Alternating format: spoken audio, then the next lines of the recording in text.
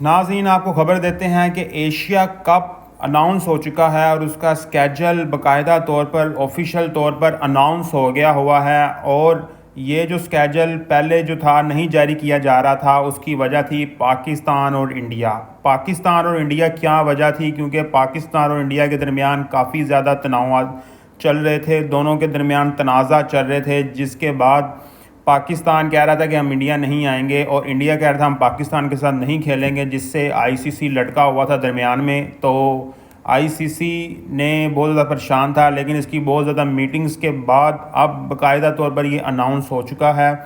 पाकिस्तान और इंडिया दोनों मान चुके हैं। इसके बाद एशिया कप का स्केड्यूल जो है वो जारी कर दिया गया है और इसके जो सारे मैचेस होंगे वो यूएई में होंगे और इसकी जो मेज़बानी है बेसिकली वो इंडिया कर रहा था। और इंडिया चाह रहा था कि पाकिस्तान जो है वो एक तो इंडिया है मैच खेलने के लिए, दूसरा इंडिया पाकिस्तान के साथ नहीं खेलेगा। लेकिन ऐसा नहीं हो सकता क्योंकि आईसीसी के अब जो चेयरमैन हैं वो मोहसिन नकवी साहब हैं और उनके होते हुए ऐसा नहीं हो सकता था। और इसका बाकायदा तौर पर स्केड्यूल जारी कर दिया गया है। इसमें दोनों मुल्कों को एक ही ग्रुप में रखा गया है जैसा कि पहले होता है और दोनों एक दूसरे से अब मैच भी खेलेंगे। जी नाज़रीन, बेसिकली ये टूर्नामेंट 9 सितंबर को हो रहा है स्टार्ट, ठीक है, और 28 सितंबर तक जारी रहेगा, जिसमें पाकिस्तान और इंडिया के दरमियान जो मुकाबला है वो 14 सितंबर को होगा।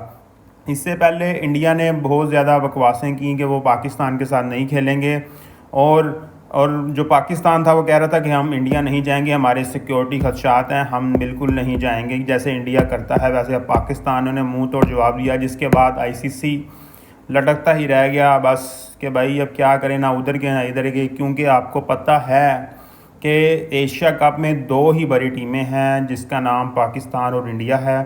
और अगर इन दोनों टीमों का मैच नहीं होता या इन दोनों टीमों में से कोई भी एब्सेंट होता है तो एशिया कप का कोई फ़ायदा नहीं। इंडिया ने तो कहा था कि आप एशिया कप करवा लो, हम नहीं आएंगे, हम नहीं खेलना चाहते।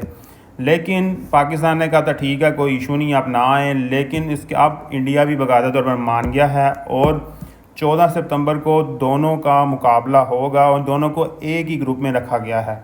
और क्योंकि ये कह रहे थे हमने पाकिस्तान के ग्रुप में भी नहीं रहना है, हमें इनके ग्रुप में ना रखो।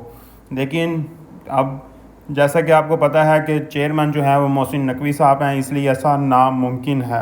और अगर दोनों टीमें ये फ़ाइनल में पहुंच जाती हैं तो इसके बाद 2 मुकाबले इनके और होंगे, मतलब एक 14 सितंबर को एक फ़ाइनल के अंदर हो सकता है।